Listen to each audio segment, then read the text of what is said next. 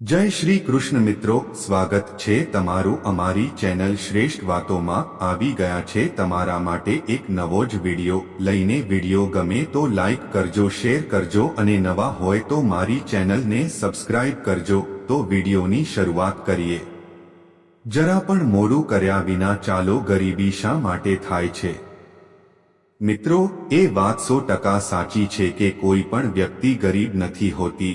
તેની વિચારસરણી જ તેને ગરીબ બનાવે છે, કારણ કે વ્યક્તિ ગમે તેટલો મોટો કે મોટો વિચાર કરે તેને એટલી જ સફળતા મળે છે। મનુષ્યના વિચારમાં ફરક માત્ર એટલો જ છે કે કેટલાક લોકો ખુલ્લી આંખે સપના જુએ છે અને કેટલાક નથી જોતા બંધ આંખોવાળા। મિત્રો, આજે આ વિડિયો દ્વારા આપણે તે બાબતો જાણીશું જેના કારણે તમે એવી માનસિકતા કેળવશો જે તમને તમારી ગરીબીનો કાયમ માટે અંત લાવવામાં મદદ કરશે અને પછી તમારું જીવન વધુ સારું બનશે। તમારે તેને ક્યારેય જોવું પડશે નહીં। તેથી તમારો વધુ સમય લીધા વિના ચાલો વિડિયો શરૂ કરીએ। મિત્રો, એક સમયે એક ગુરુ અને તેમના શિષ્ય ક્યાંક જઈ રહ્યા હતા અને ચાલતા ચાલતા એક મોટા મેદાન પાસે આવ્યા। જ્યારે તેઓ ત્યાં પહોંચ્યા ત્યારે બંનેને તરસ લાગી અને તેઓએ હવે ગુરુને ખેતરોની વચ્ચે એક જર્જરિત મકાન જોયું અને બે શિષ્યો તેના ઘર સંગીત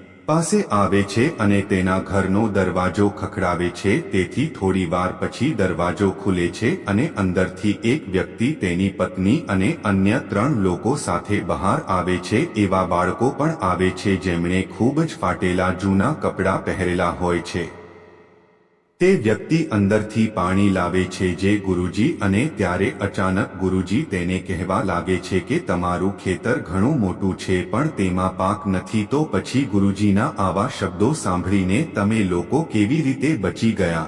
તે વ્યક્તિ કહે, ગુરુજી, અમારા નજીકમાં એક ભેંસ છે જે પુષ્કળ દૂધ આપે છે અને તે દૂધ વેચીને અમને થોડા પૈસા મળે છે જે અમને જીવન નિર્વાહમાં મદદ કરે છે। આ રીતે વાત કરતા કરતા સાંજ પડી ગઈ એટલે ગુરુએ વિચાર્યું કે આજની રાત આપણે અહીં જ રહીશું। આ પછી ગુરુજી વ્યક્તિ પાસે રહેવાની પરવાનગી માંગે છે।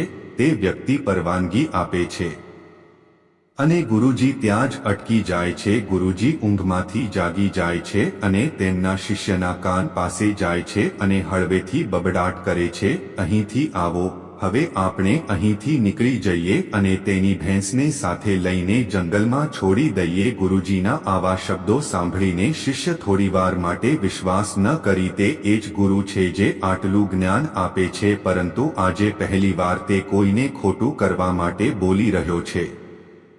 જો કે શિક્ષકની વાતને અવગણી પણ ન શક્યા। પછી બધા શિક્ષક અને શિષ્ય તેને જંગલ તરફ લઈ ગયા। તેઓ ભેંસ સાથે નીકળીને તેને જંગલમાં લઈ જાય છે અને તેને એવી જગ્યાએ છોડી દે છે જ્યાંથી તેમના માટે પાછા ફરવું ખૂબ જ મુશ્કેલ હતું। ત્યારબાદ ગુરુ અને શિષ્ય ત્યાંથી ચાલ્યા જશે।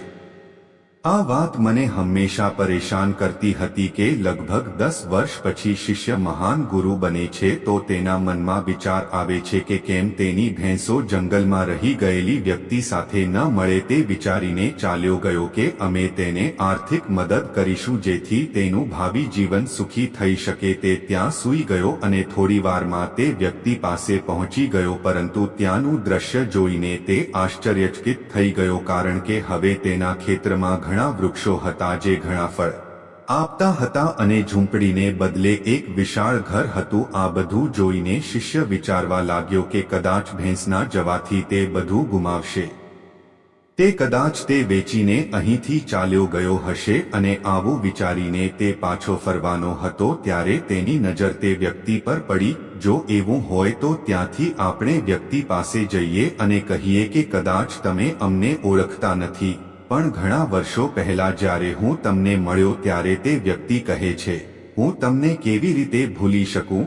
તમે તેને દિવસ કહ્યા વિના અહીં છો ચાલ્યા ગયા અને એ જ દિવસે અમારી ભેંસો પણ કોણ જાણે ક્યાં ગઈ અને આજ સુધી પાછી આવી નથી।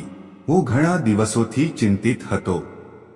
હું ચિંતિત હતો અને હવે શું કરવું તે સમજાતું ન હતું, પરંતુ ટકી રહેવા માટે કંઈક ઓછું કરવું જરૂરી હતું। તેથી જ મેં છોકરીઓને કાપવાનું શરૂ કર્યું અને મને જે પણ પૈસા મળ્યા તે મેં મારા ખેતરોમાં વાપર્યા।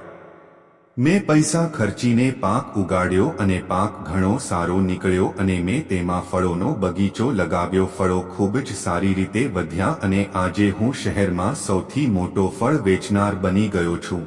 પરંતુ આ બધું ક્યારે બન્યું નહીં? કોણ જાણે એ ભેંસો અહીંથી જતી રહી હશે, કારણ કે એ દલીલને લીધે મારે બીજું કોઈ કામ કરવું જ નહોતું. તેના ગયા પછી મેં કામની બીજી લાઈન પસંદ કરી જેથી હું પૈસા કમાઈ શકું. પરંતુ આજે હું છું, હું આનાથી ખૂબ ખુશ છું અને હું શહેરનો સૌથી મોટો વેપારી પણ છું. આ સાંભળીને શિષ્ય કહે છે, આ કામ તમારા માટે છે. જો તમે તે પહેલા પણ કરી શક્યા હોત તો તે વ્યક્તિ બોલી શક્યો હોત, પરંતુ તેની પાસે કોઈ પ્રયત્નો કર્યા વિના પણ મારું જીવન જીવવાનો સમય હોત. તે ચાલી રહ્યું હતું. તેથી જ મને ક્યારે સમજાયું નહીં કે મને પણ કોઈ બીજા દ્વારા કામ કરી શકાય છે.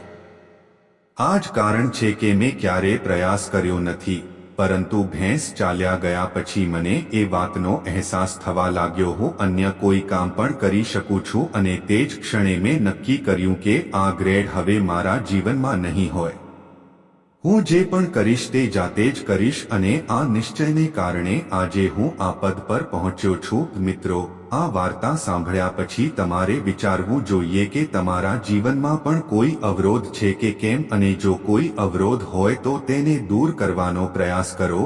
તમારી પાસે જે છે તેને ગુમાવવાનો પ્રયાસ કરશો નહીં, કારણ કે તમારી પાસે ગુમાવવા માટે બહુ ઓછું હોય છે, પણ સફળતા પછી તમારી પાસે આખી દુનિયા મેળવવાની હોય છે. મિત્રો, અમને આશા છે કે તમને આ વિડિયો અને આના જેવી વધુ માહિતીપ્રદ અને પૌરાણિક વાર્તાઓ ગમશે. વિડિયો પૂરો જોવા બદલ ખૂબ ખૂબ આભાર. ગમે તો લાઈક કરજો, શેર કરજો અને નવા હોય તો મારી ચેનલને સબસ્ક્રાઇબ કરી દેજો. આભાર.